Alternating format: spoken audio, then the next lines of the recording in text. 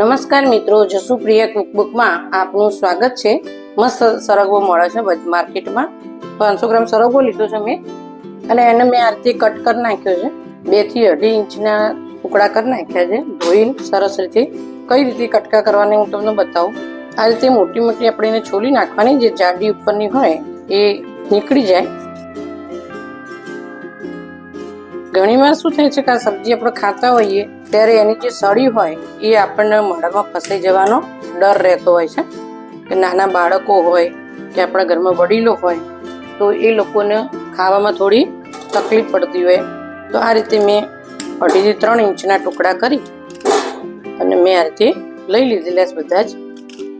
તો મિત્રો, આ રીતે આપણે 500 ગ્રામ શીંગો 2 પાણીથી ધોઈને ટુકડા કરીને આપણે લઈ લીધી છે। એને આપણે કુકરમાં વાફી દઈશું। ગેસ ઓન કરી દઈશું। એની અંદર આપણે 2 ગ્લાસ પાણી રેડી દઈશું। એ જ પાણીનો આપણે સબ્જીની અંદર ઉપયોગ કરવાનો છે, કારણ કે આપણે જે શીંગો લીધી છે એ ધોઈને લીધેલી છે।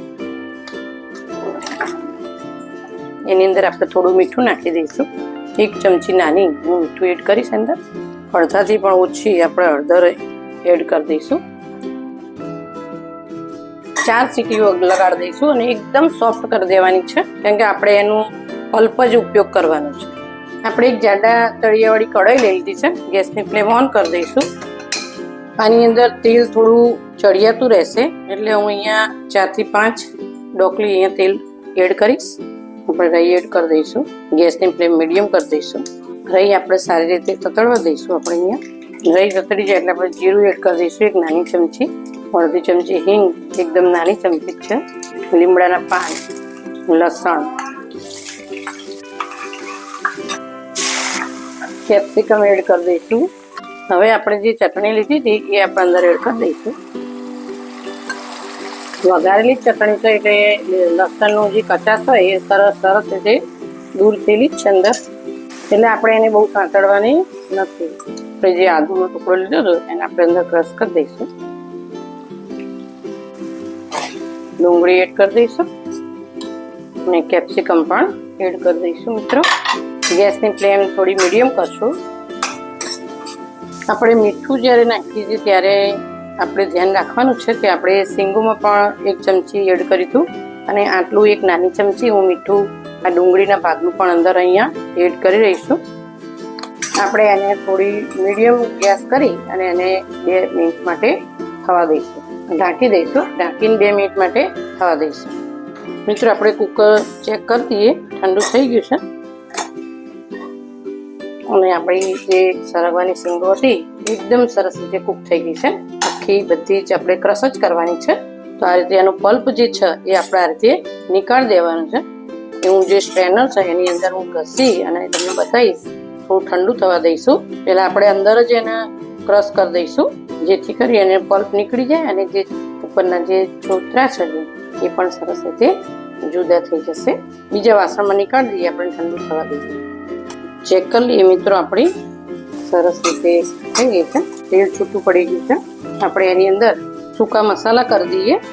તો 2 મોટી ચમચી આપણે અહીંયા 2 થી 3 મોટી ચમચી ધાણા જીરું, વધારે અહીંયા રસું કરવા માટે આપણે જોઈએ છે તો 3 ચમચી મેં ધાણા જીરું એડ કર્યું છે અને હળદર આપણે અંદર એડ કરી હતી એટલા માટે હું આટલી હળદર એડ કરીશ 1/2 ચમચી। અને લાલ મરચું કાશ્મીરી જ છે મિત્રો, એટલા માટે હું અહીંયા 3 થી 4 ચમચી એડ કરીશ। ટામેટા એડ કરી દઈએ, મિક્સ કરી દઈએ। થોડુંક પાણી આપણે એડ કરી દઈશું, 1/2 કપ જેટલું। પાછળથી આપણે પાણી એડ કરવાનું છે, બેસન એડ કરશું એટલા માટે।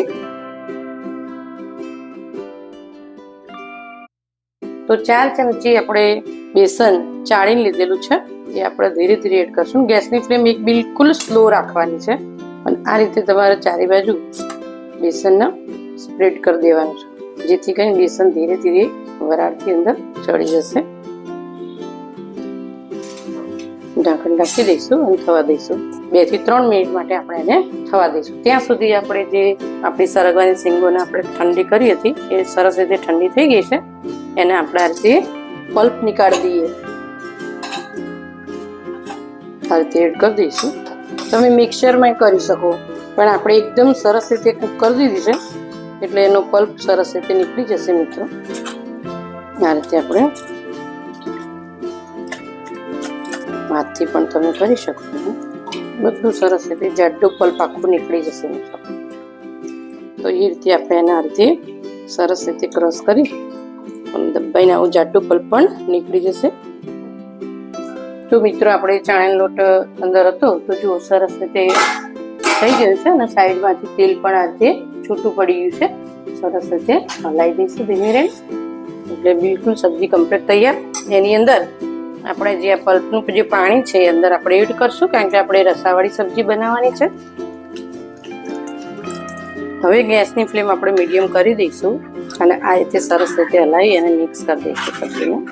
એની અંદર કેપ્સિકમના ટુકડા, ટામેટાના પણ ટુકડા અંદર આખા જ રહેશે અને ડુંગળી જે છે એ પણ આ રીતે આપણી આખી જ રહેશે. એટલા માટે આપણે મોટા ટુકડા કરવાના. હવે આને આપણે ફક્ત ને ફક્ત 2 મિનિટ માટે જ આપણે રાખીશું. ઘણીવાર આપણને ટેન્શન તો જોઈએ કે આ સરગવાની શીંગો કઈ રીતે ખવડાવી બાળકોને, તો આ રીતે તમે એનો ઉપયોગ કરી શકો છો. 1 ચમચી મીઠું અંદર એડ કરીશ. સબ્જીનો ગરમ મસાલો છે એ આપણે અડધી ચમચી એડ કરશું. ઢાંકણ ઢાંકી અને 2 મિનિટ માટે થવા દઈએ. આપણે સર્વ કરીએ મિત્રો. જો